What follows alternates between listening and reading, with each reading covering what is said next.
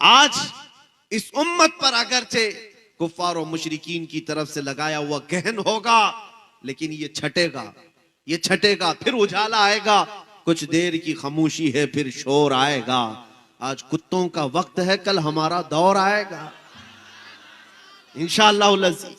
Fire जिंदाबाद। मुजाहिदे इस्लाम मौलाना मुफ्ती सलमान अजहरी साहब और उन पे हुए पुलिस कार्रवाई की मैं निदा करता हूँ। फायर हमारा भारत देश लोकतांत्रिक और अमन चैन का देश कभी कहलाता था, लेकिन कुछ साल से हमारे देश में हिटलर शाही शासन चल रहा है। हमारे देश में सबको बोलने हक है, लेकिन कुछ साल से इलेक्शन के टाइम मुसलमानों को टारगेट बना के कुछ न कुछ मुद्दा उठा के देश का माहौल को न खराब कर रहा है।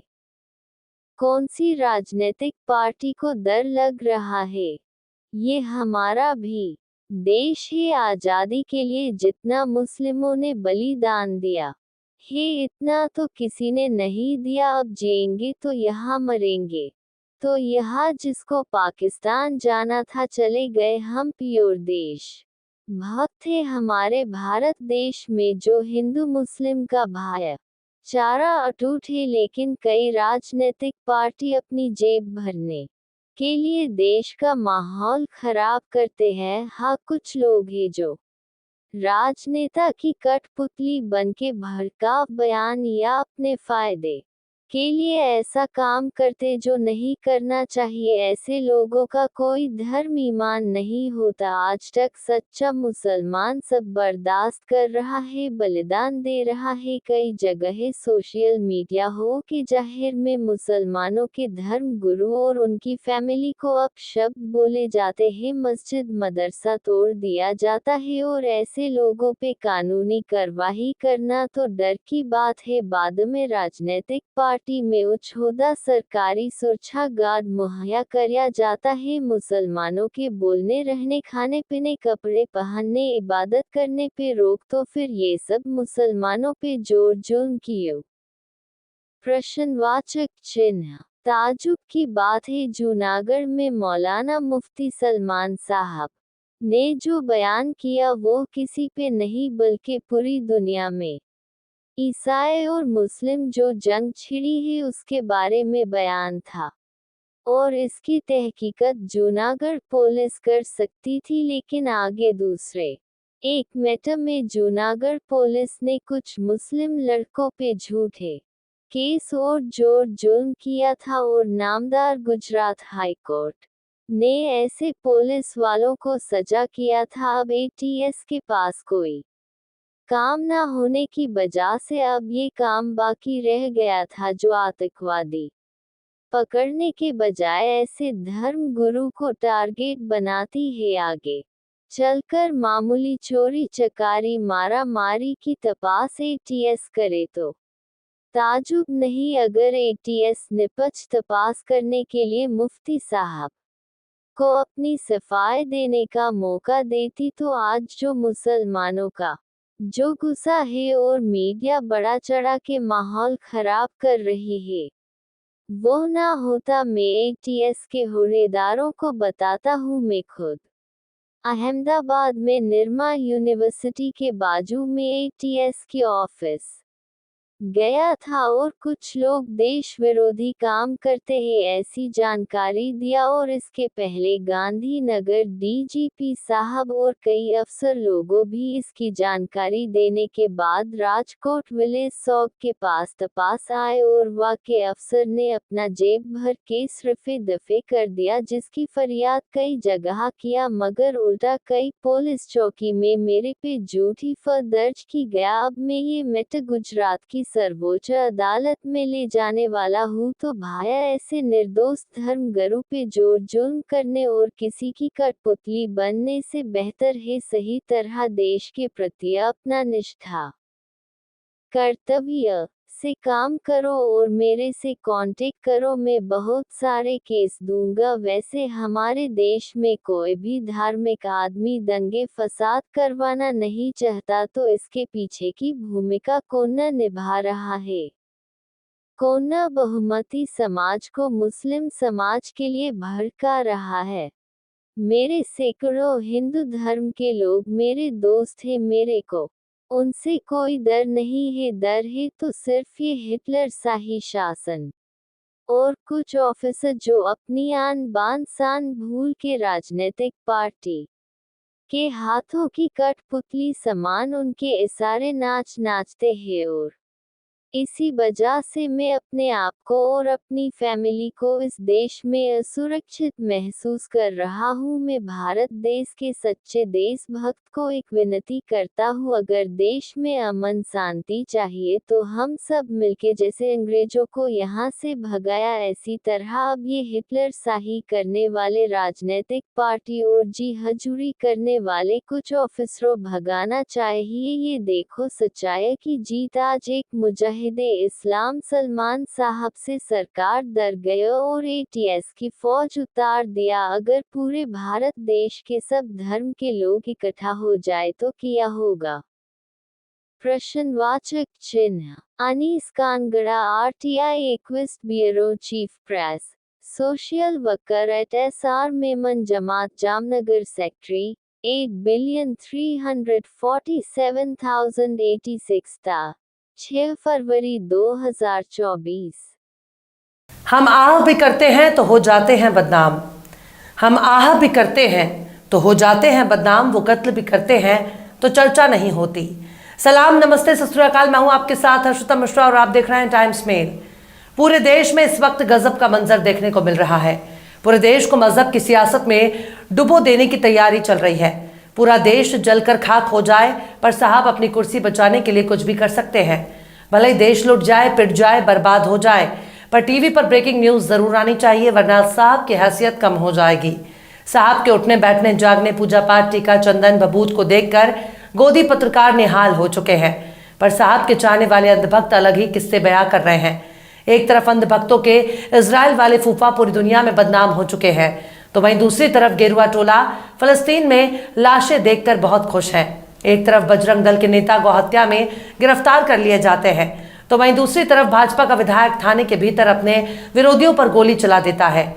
एक तरफ बजरंग दल के गौहत्यारों को बचाने के लिए वीएचपी वाले पूरे थाने को धमकी दे रहे हैं, तो वहीं दूसरी ओर गेरुआ टोला इजराइल के खिलाफ कुछ भी बोलने पर बवाल काट रहा है। हमारे देश के कई इलाकों में बीजेपी के खिलाफ आवाज बुलंद हो रही है, तो वहीं गेरुआ टोला हर तरफ केवल बुलडोजर देखना चाहता है।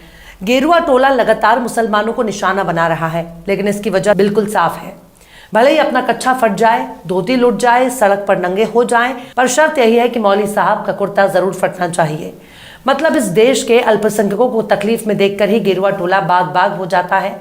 टोपी वालों का कुर्ता फट जाए, भले ही खुद नंगा हो जाए, पर इससे कोई फर्क नहीं पड़ता। इसे ही कहते हैं कि सौतन हर हाल में विधवा होनी चाहिए, चाहे भले ही अपना पति मर जाए। पर इस वक्त कुछ यही हाल हमारे देश में देखने को मिल रहा है।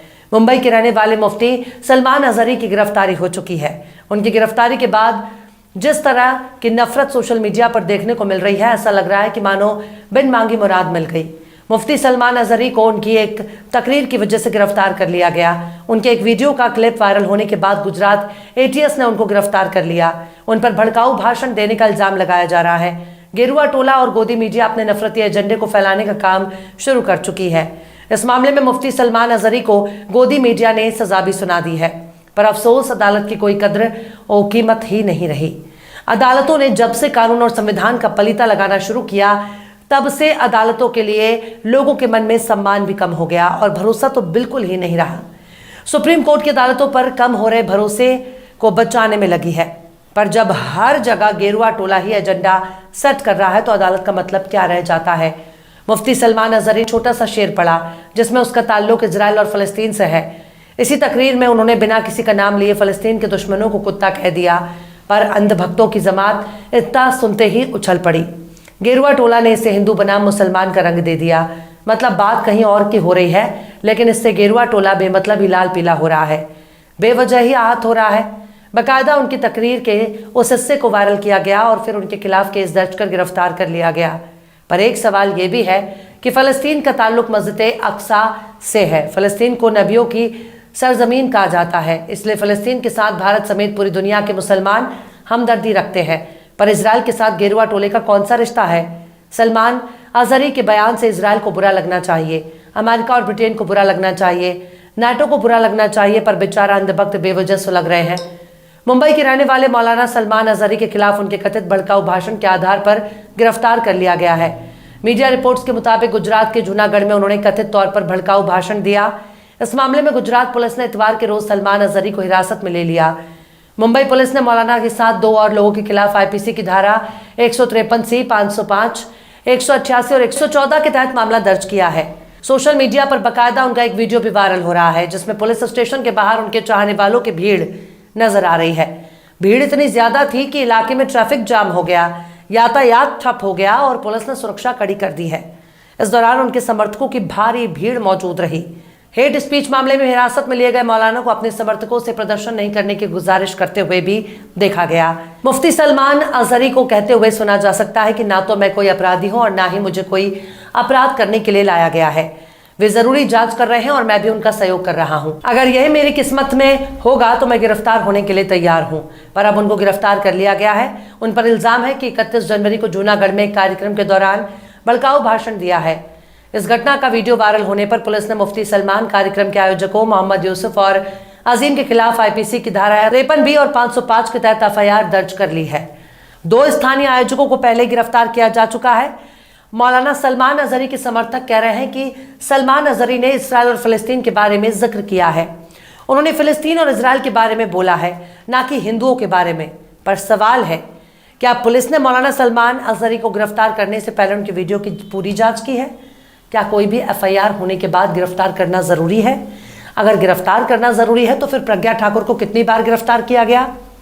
साध्वी प्राची को कितनी बार गिरफ्तार किया गया, जिनके भाषण ही मुसलमानों की हत्या और उसकी बर्बादी से शुरू होते हैं? यदि नरसिंहानंद को कितनी बार गिरफ्तार किया गया, जिसने एक बार नहीं बल्कि कई हिंदुओं को मुसलमानों के खिलाफ हथियार उठाने की अपील की? सुरेश चौहान को कितनी बार गिरफ्तार किया गया, जिसका चैनल ही मुसलमानों के खिलाफ जहर उगलने के लिए जाना जाता है? काजल हिंदुस्तानी को कितनी बार गिरफ्तार किया गया, जो आए दिन मुसलमानों की औरतें, उनकी बहू बेटियों की इज्जत पर कीचड़ उछालती हैं? क्या मुसलमानों की औरतें पूरे खानदान की बीवी बन जाती हैं? लेकिन इन नफरती चुंटुओं की तरफ इसी तरह की नफरत फैलाई जा रही है और निशाने पर केवल एक ही कौम है, जिसका नाम है मुसलमान। गोदी एंकरों की नफरत को छोड़ दिया जाए तब भी नुपुर शर्मा के गुनाह को कैसे नजरअंदाज किया जा सकता है, जिसे खुद सरकार ने फ्रिंज एलिमेंट कहा है। वो नफरती टी राजा क्यों आजाद घूम रहा है, जो खुले मंच से और अपनी रैलियों को मुसलमानों को माँ बहन की गालियां देता है? क्या कानून के हाथ इतने छोटे हो गए हैं कि ये तमाम नफरती चिंटुओं तक नहीं पहुंच पा रहे हैं, या इन नफरती चिंटुओं पर देश का कानून लागू नहीं होता? जो शख्स खुद इस बात को कह रहा हो कि उसके बयान के एक छोटे से हिस्से को सोशल मीडिया पर वायरल करके हिंदुओं से जोड़कर उन्हें बदनाम किया जा रहा है, उनके खिलाफ नफरत फैलाई जा रही है, पर पुलिस ने उनको तुरंत गिरफ्तार कर लिया। कुल मिलाकर समाज में भाईचारे और अमन की बात करना ही सबसे बड़ी बेवकूफ़ी बनती जा रही है। सत्ता की शय पर नफरत के पुजारी खुद को धर्म रक्षक कह रहे हैं, लेकिन देश और समाज में अमन की बात करने वाला गुनहगार बन जाता है। ये कैसा इंसाफ है? क्या यही कानून है? जब कानून के मुहाफिज ही कानून के दुश्मन बनते जा रहे हैं, अदालतों पर यह आस्था हावी हो चुकी है, तो कैसा इंसाफ और कैसा कानून? इससे तो बेहतर यही है कि कानून की किताबों को चूल्हे में झोंक दिया जाए, क्योंकि कानून की कोई हैसियत ही नहीं।